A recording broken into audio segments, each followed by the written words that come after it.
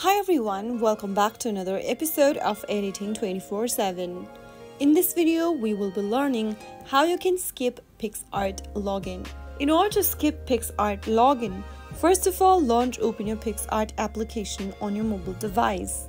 Soon after you open Picsart, if you don't want to log in yet but you want to still use the Picsart application to simply check it out, you can click on the skip button at the top right corner from the main interface.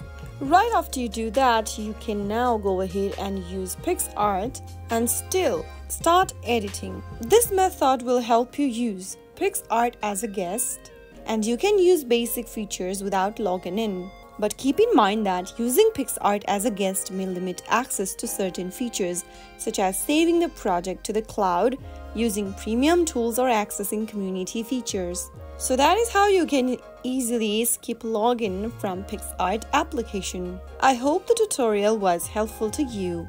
If it was, go ahead and give us a thumbs up. Don't forget to subscribe to our channel by hitting the subscribe button. Press on the bell icon so that you'll never miss another upcoming upload from us. I will be back again in the next video. Thank you for watching.